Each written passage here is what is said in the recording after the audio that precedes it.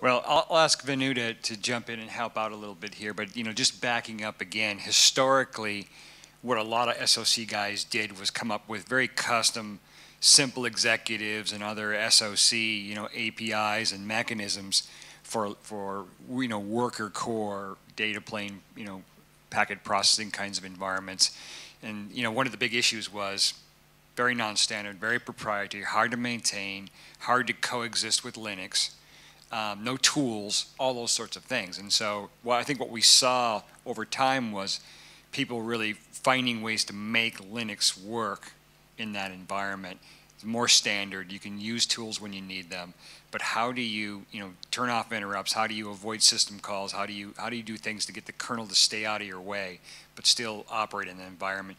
And perhaps people have the notion is that different people have gone and done things independently, fragmented ways of doing things, and could we work together to agree on and build up and test out some common ways of doing that we can all leverage? I think that's the notion, and I'll let you. Yeah, that's about right, I guess. If you look at the history and the evolution of these applications, it all comes from ASIC-based packet processing world. It started off being layer 2, layer 3 protocols, but now it goes all the way to layer 7 security services and all. So in all these deployments in the past, it's been running like, when the first CPU-based architectures came in, everything is like simple loops mimicking what an ASIC would do in the hardware, right? So, and that kind of evolved into like an RTOS because simple loops are difficult to debug and develop. As a development environment, is not the best way to do it. Then it became the RTOSs. Now, the RTOS vendors are, vanishing and not sustainable business models, whatever. Everybody wants to run it, get on the bandwagon of Linux. But the way they're doing that is they have this decades of legacy software. Probably not, legacy is not the best word, but there's a lot of software that's already written, QA'd, field tested. They want to run it on top of Linux, but you can't come up with a traditionally revamped architecture to get the best performance. But then Linux is a general purpose operating system, and its focus is to manage resources fairly across a bunch of applications.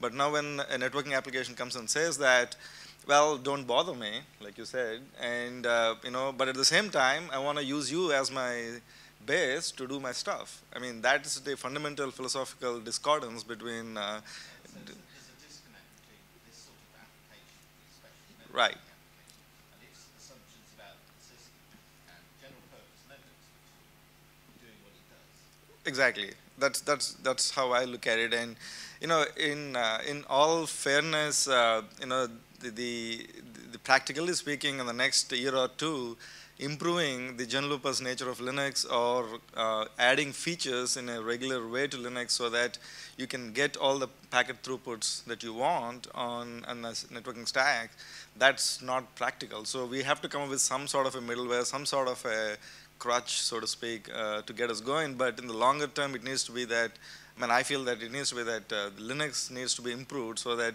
people don't have to, new greener deployments don't come up with, things like, I want to run on top of Linux, but I don't want to use Linux, which is kind of, not neither here nor there sort of thing. Right, right. I think the earlier discussion on the preempt-RT or the no-herds or dynamic takes or like what Bob was mentioning about bypassing, standardizing the APIs for the hardware interfaces, they're all of this literally fall in the same umbrella of problems, because you don't want to use what a POSIX call is going to give you, and but at the same time, write software in a way that it's portable to different applications.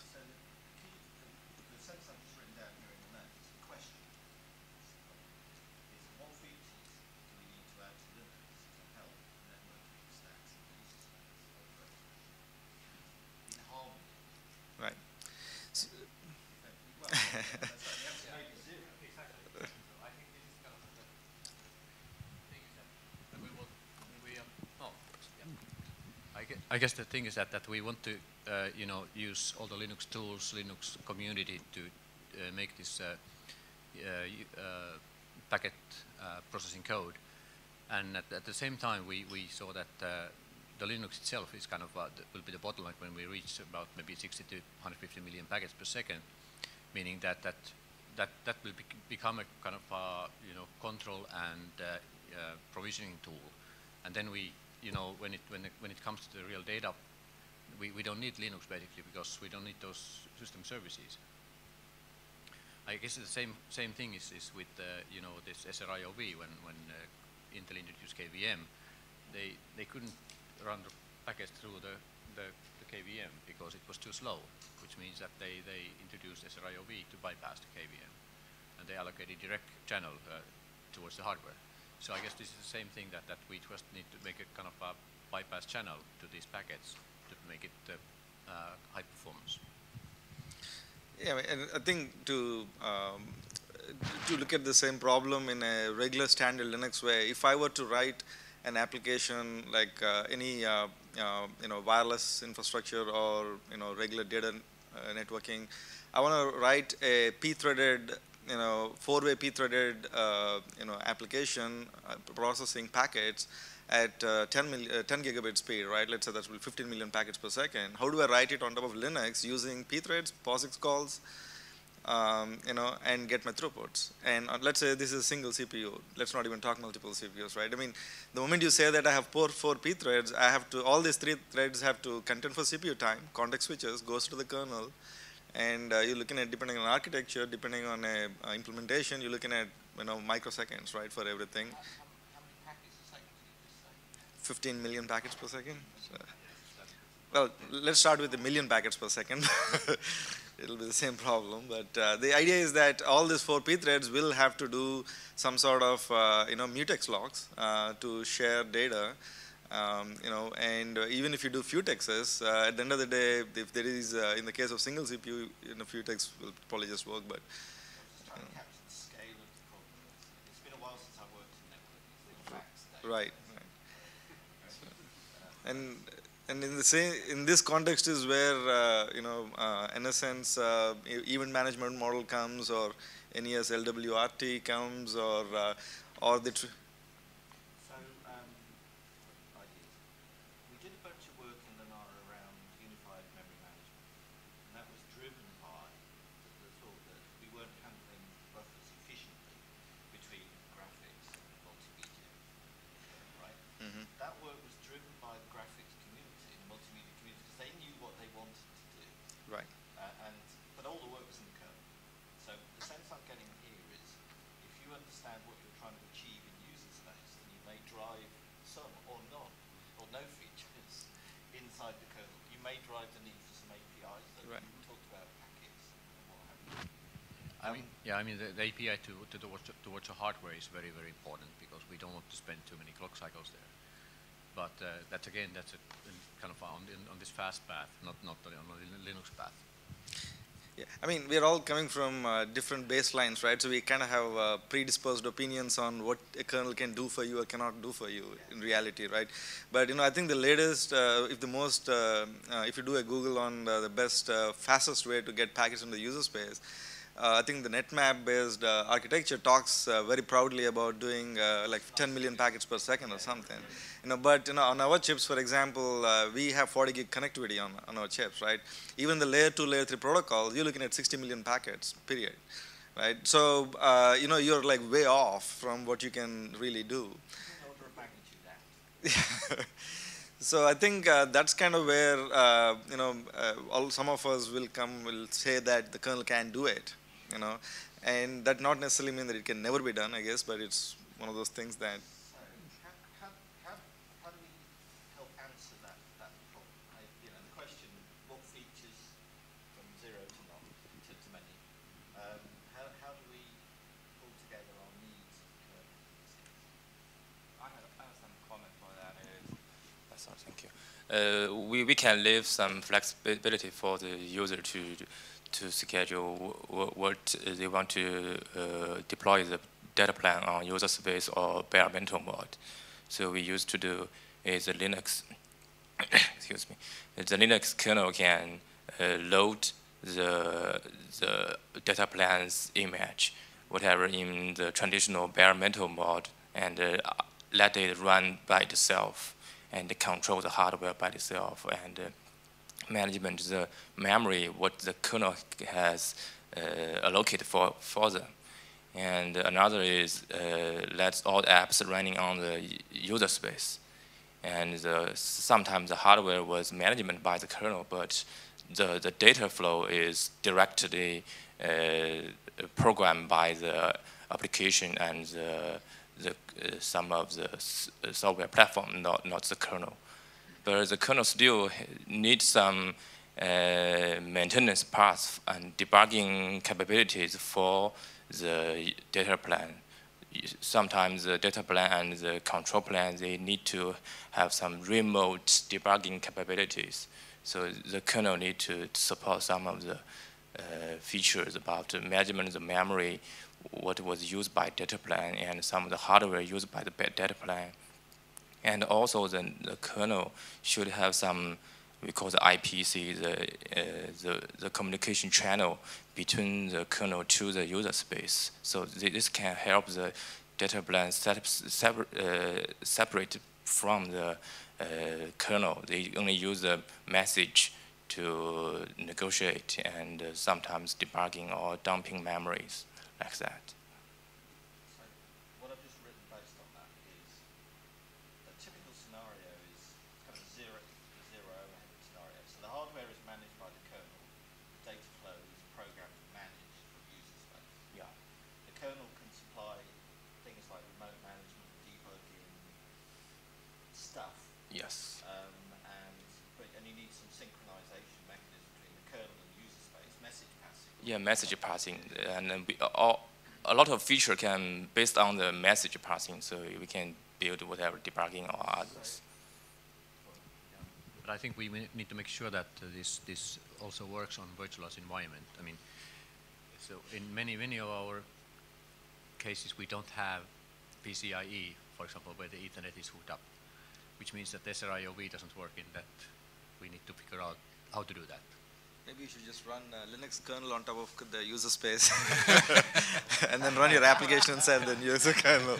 Yeah. So I think we're progressing in the right sort of direction. So I think what we're saying is we can sit down and we can say we need these things, we need the kernel to do this set of things, we need user spaces doing this set of things, we need these sorts of mechanisms between the two.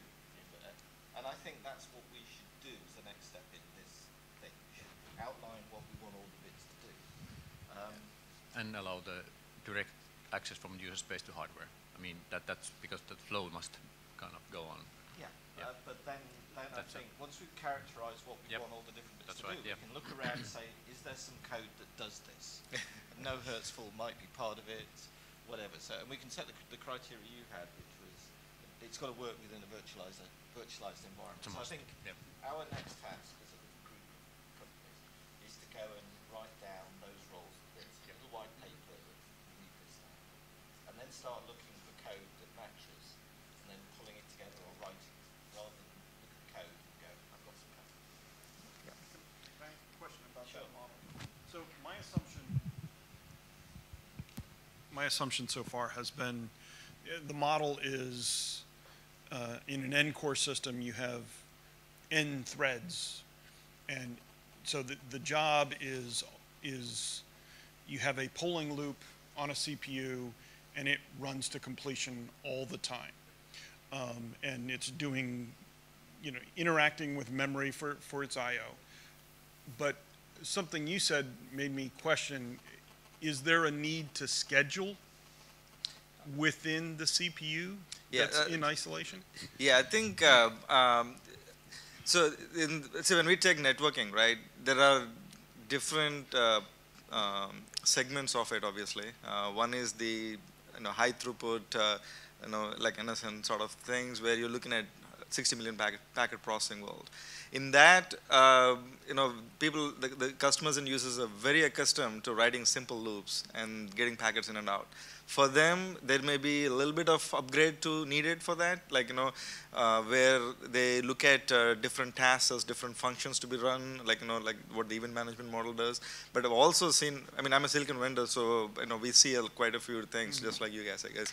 And what we have seen is their wireless infrastructure and some of these newer markets, they want to run more complex programming models, right? For them, saying that my function foo does task A, bar does task B, and then just have a switch statement and then juggle the priorities on that. That ain't cutting it for them, right?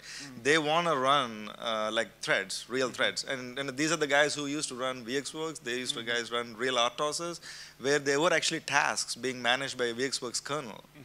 So now when they want to move their software onto Linux user space, you have a problem because they're not going to go back and do simple loops.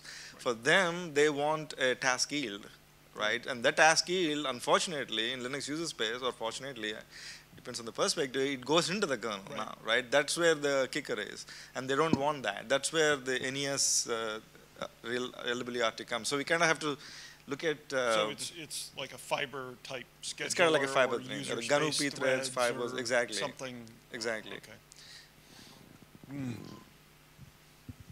Yeah, we made a kind of halfway of that in my team, which is called this event manager, because event machine, because we saw that there's a lot of unused potential with all the queuing and other hardware that is available in all of these network processors, and that is how we do a little bit more complex. It's not like RTOS class, or it's definitely not Linux class, but it's somewhere better than simple exec run to completion loop. So we can, when we can push back to the queue unfinished task, and we can pull it out whenever we need it.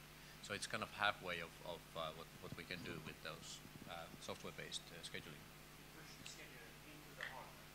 Yeah, well, there's of course that big I, x86 guys who doesn't have anything, so we can be implemented in software as well. But whoever has it in hardware, it's always the benefit. We can go, let's say, from millisecond class to microsecond class easily. I would say that may or may not map into all the user models, basically. In some cases, I like the hardware scheduling because our chips have some of the queuing structures, but in reality, I think in the longer term, it would be good to look at some user level, whether you want to fibers, you want to call souped up P threads inside the kernel. Whatever this approach in improving the kernel thing would be a great thing, but. So have we done as much as we can? I think we found a direction. And I think we carry on. We can One more question on There's that. always one more. It usually comes from me. But is it fair to say that we could start with the single run to completion model and add?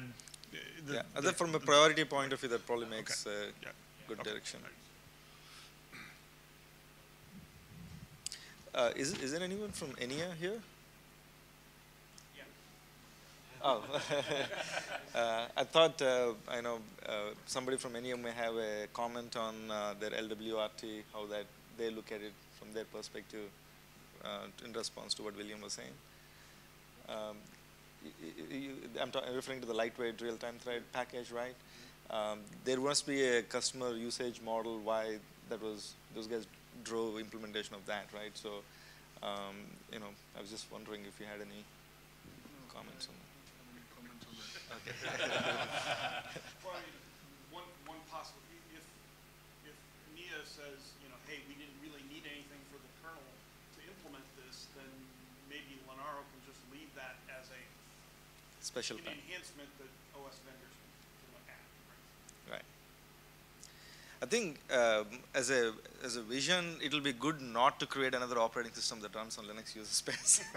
That would be my closing statement. I'm hoping that this narrows down where we look, what we do. It's right. Almost back to the scenario. Right.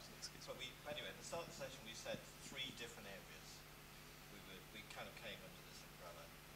Linux as a host, kick that around. We're going to go away and write down what that means in terms of needs and roles, and use that point to think, not write it.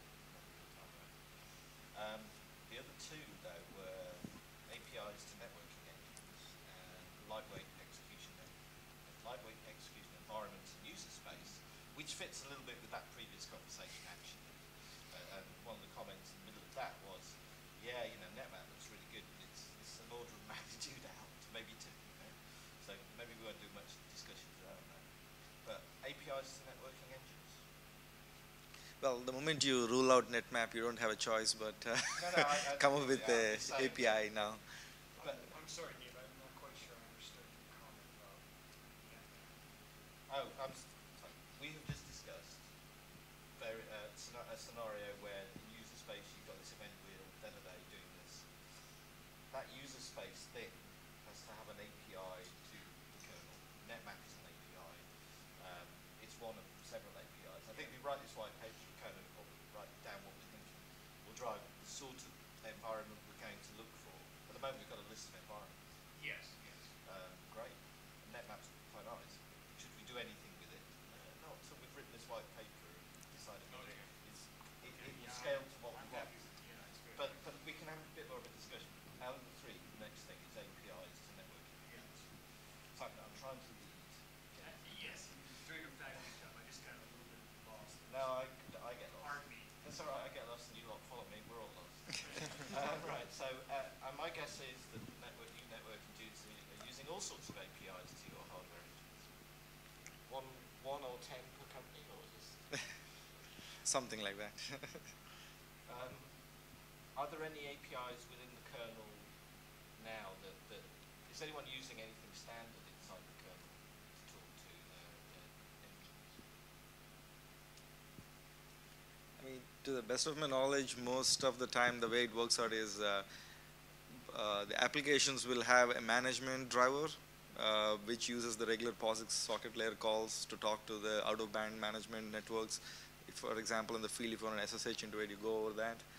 But for all practical purposes in the data plane and the control plane, you just bypass and go through proprietary APIs to talk to every vendor's interface.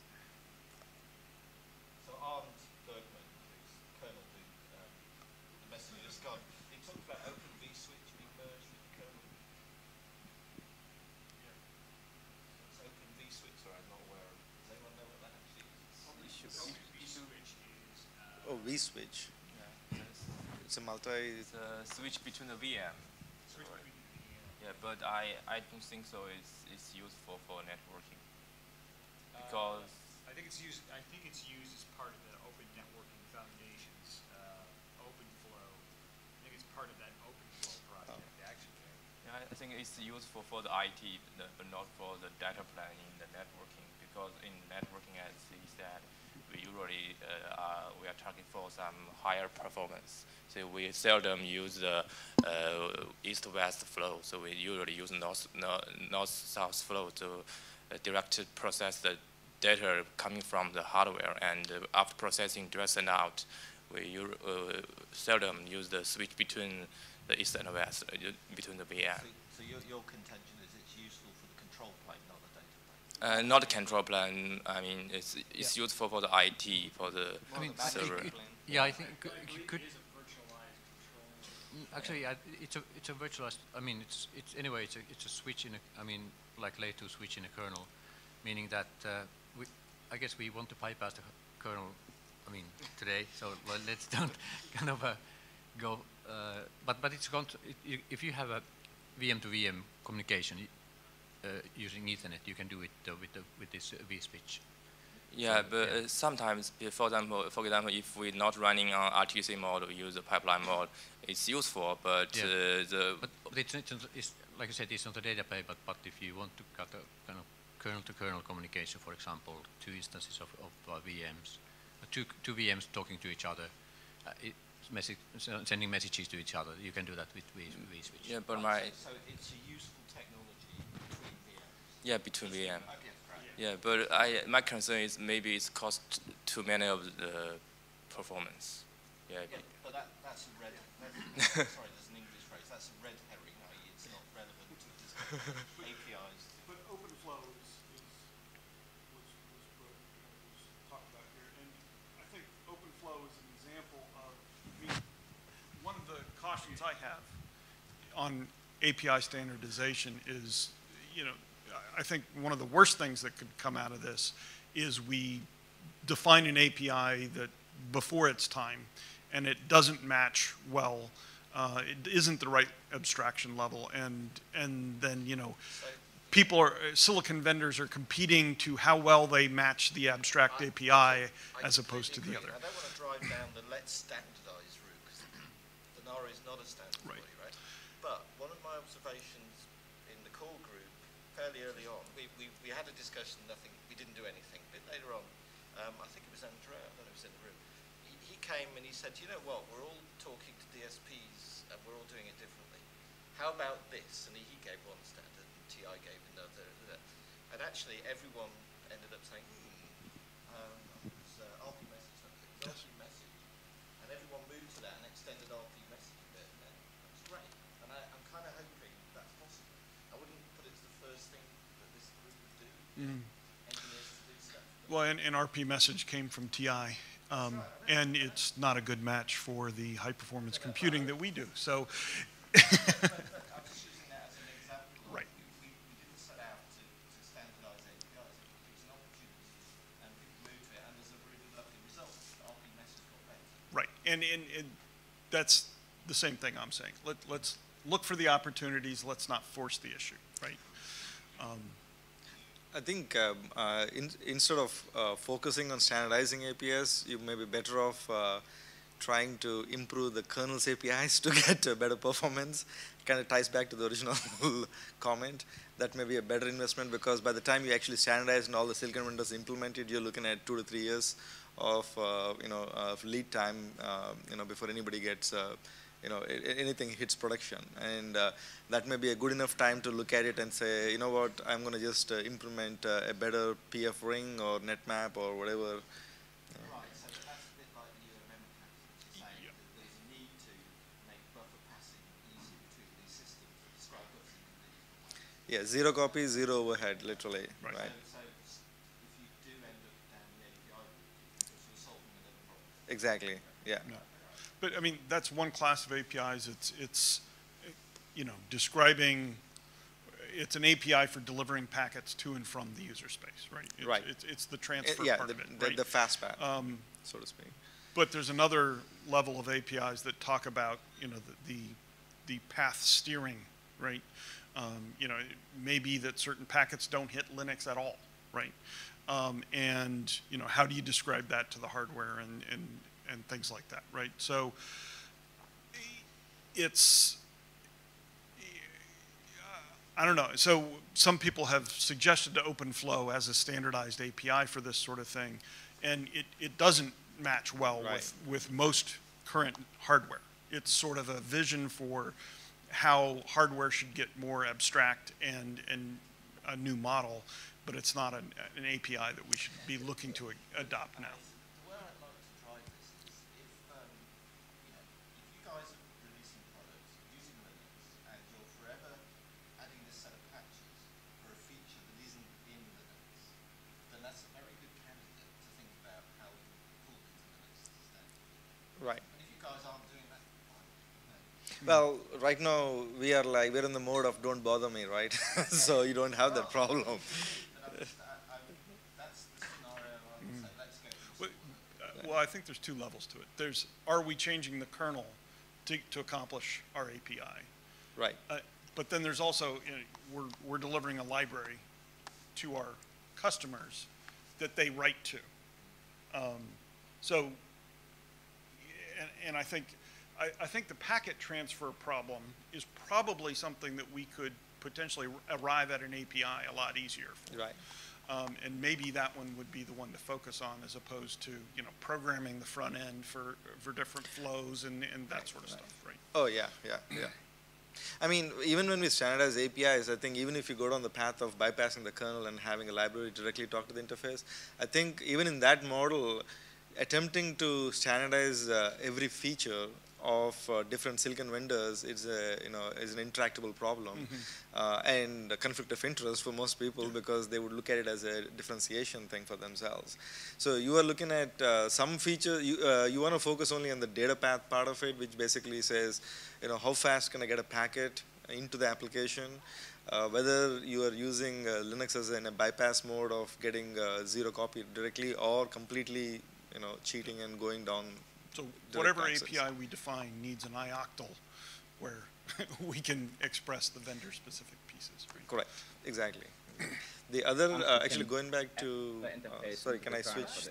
Yes. So going back to your earlier question about the fibers or having, doing a simple loop thing, one other use case that I've seen is that if I do like a event management poll loop sort of a thing, and if I'm hogging the CPU, there are cases where people want to park the application and give some background task chance to run, and in the parking is a fundamental problem because you have to go into the kernel and come back up. The moment you do that, you incur a major penalty, and that affects your throughput right away. So one of the in short of just doing a polling, blind polling, and then hogging the whole CPU cycle, time slice, I don't see many other approaches that people have taken, and it will be good to, that again kind of ties back into like a user level scheduler thing or this thing. Time out slightly.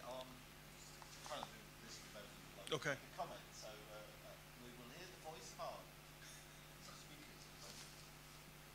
From the sky. Can you hear me? Yep.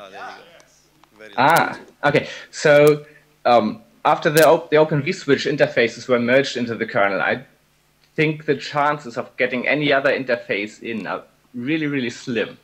The only thing that has a chance of succeeding is if we extend those interfaces to do whatever the hardware we have needs. So we already have a really versatile interface in the kernel that can do almost all the things we need. And if there's something that the kernel cannot yet do for this, then we can extend it. But we won't have another interface just like OpenVSwitch to do the same things. Okay, so what was the name of that very versatile interface? OpenVSwitch, you discussed it before, the OpenFlow stuff. So we have an OpenFlow data plane in the kernel, and we have an interface for that, and we can make that interact with whatever hardware we have. By default, it will work with any network device that has a driver. So your view is you've got a very flexible interface. It can be extended to do whatever you like. So right. So does OpenVSwitch, so the quintessential use case that I understand is, so the user space starts up, it's going to handle a given class of packet. It describes that class of packet to the front end. It describes does an mmap of some sort of memory and describes to the hardware, okay, everything that comes in on that flow gets delivered to this mmap. And once it's set up, the hardware is delivering it directly to that memory map. The kernel is not involved at all. User space pulls it and returns packets for transmission back to memory. Hardware sees that and it goes out, right? So does OpenVSwitch fit into that model? So the model that it supports today is not quite that far. What you can do today is any packet that gets sent into the kernel that arrives on the hardware interface gets forwarded by the kernel on the shortest direct path based on the flow table. And if there's no flow cache entry for a specific data packet coming in, then it gets delivered to a user space application on the shortest way possible to decide what to do with it and enter a new entry into the flow table.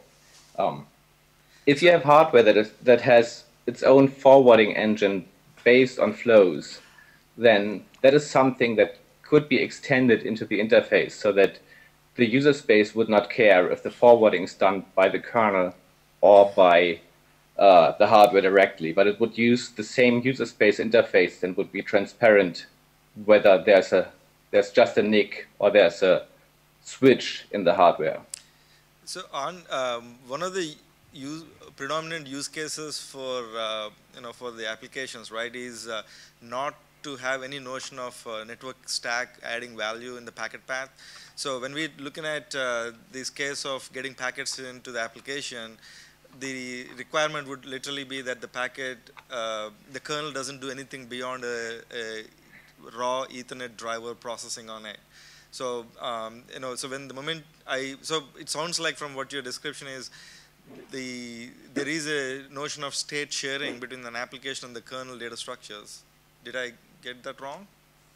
Right. So the flow tables are completely in the kernel because there's absolutely no way of getting data into user space efficiently, because the data already is in the kernel. You can't, if you want to map it, you have to constantly change your page tables, which adds a lot of overhead to the part where you don't want it. The only fast way to manage the pages is if you do it in the kernel. So you do it for all the flows that you have already analyzed. You enter the fast path into the kernel. And for all the flows that don't have a fast path in the kernel yet, you go a round trip through user space, having the application have a look at the packet and then decide what to do with other packets of the same kind, enter an entry into the flow cache. Yeah, I guess this follows kind of the traditional SDN model where this OpenVSwitch is on a kernel, in the kernel, and this NOx, which is a network controller, is on the user space, basically. But I think we cannot probably afford to have, this is not for networking application as such. We are talking about, I guess, networking application where we process the packets, which are not just kind of forwarding packet from a port to another. That's could be doable, but that we are really, if we're terminating the packet, it means that it always kind of ends up to a user space anyway. But this model is not applicable to me. Well, you can do anything you want with the packets. You can have it either forwarded or you can have it routed through user space. You could have something like a transparent layer 4 filter in there, or layer 5 or anything. I don't think we can afford a context switch per packet. No, well, I actually think the key point you made is that interface is the one that you would use to set up the scenario you're talking about. And the networking guys here are going saying, no, I'm doing it all in the user space because... Right. So when we talk about kernel API, what we're really talking is more in the lines of a raw socket, PCAP, PF, packet mmap sort of interfaces where the packet comes in and the user space can do some sort of a socket call, batch it up, get a bunch of packets, but not incur any kernel penalty beyond that, or any network stack processing happening on the packet. But the overhead of an interface like that is much too high. You really can't afford going through user space for all the packets. You have to have a fast path in the kernel. I think you can't really afford to go through kernel space for every packet. Well, actually... No, that doesn't work, because the kernel is what talks to the hardware, so the kernel is always involved. You can't take the kernel out of the picture. Well, the disconnect seems to be that this application would be doing its own forwarding, right? So because the value add of the application is doing packet forwarding, for example, right? So we are not talking about sharing functionality between the kernel. It's more kernel being just well, yeah, to borrow the earlier phrasing, it's more like a host to shuttle packets. It's a provisioning but thing. You're underestimating what the kernel can do in terms of packet forwarding. It's the only way that you can really have multi-threaded forwarding on a large SMP system. And if you're talking about ARM CPUs, you have lots of CPUs because each of them is not all that fast. You can't get access to the hardware in user space in a large multi-threaded application because of all the synchronization involved.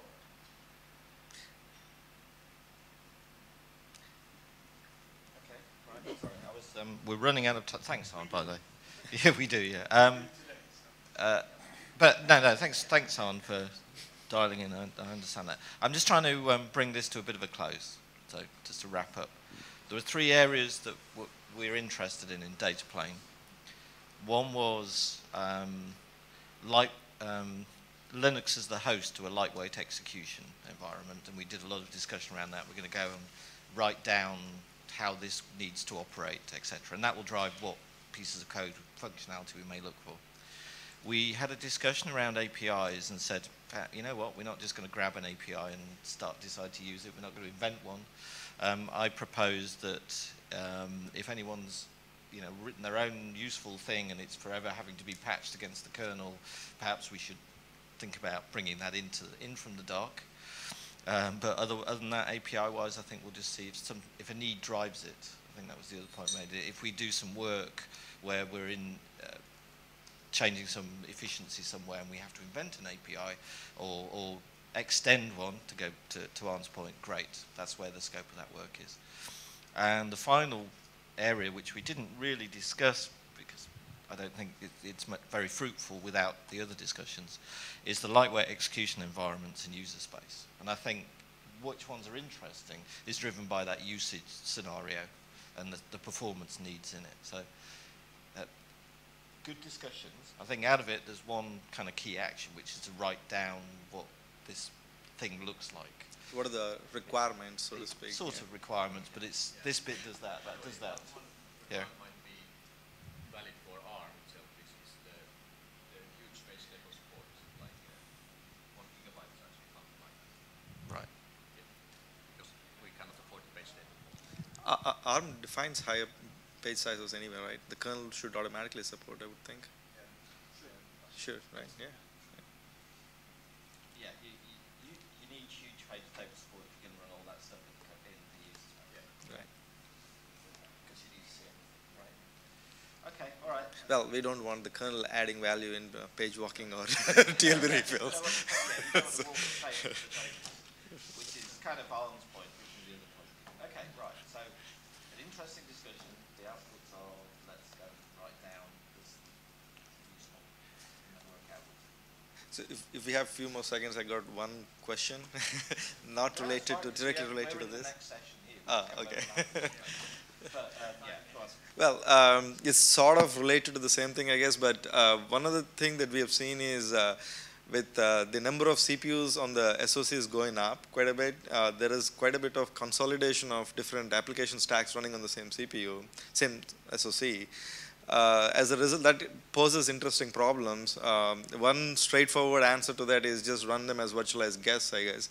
But none of the current existing ones support hardware virtualization effectively enough to be able to do that at high throughputs, I guess. So there are other models of different applications running and cooperatively sharing and all that. The question is really, does anybody here see any big need in defining any, extending the lightweight execution environment in a way that it provisions for sharing of data structures or sharing of a view of what SOCs are applicable to a particular domain, while running this multiple domains? So you're talking about a hierarchy of domains? Well, what I'm talking about is virtualization, but no virtualization. So virtualization of basically running multiple application stacks, but they're not going through virtualization layers because I can't get throughput fast enough. So it's sort of like, that's why I say virtualization, no virtualization. So, can I suggest for that. So you can have a container created with a user namespace, network namespace, whatever, and run one application stack in one namespace and another stack in a different namespace. Well, that would, sure, but that would have interesting implications when you do this lightweight execution thing that we're talking about, because if you have user space libraries or if you're bypassing the kernel, then you may potentially get into conflict of a container-based approach versus a non-kernel-based approach. Maybe, maybe not, I don't know. So we're timed out, but tonight is relaxing night, and you might want to discuss that one over a beer. Sure. All right, thanks very much, Arne, for dialing in and giving us some pointers. Thanks. So the next sessions are about big engine, and there's a couple of approaches.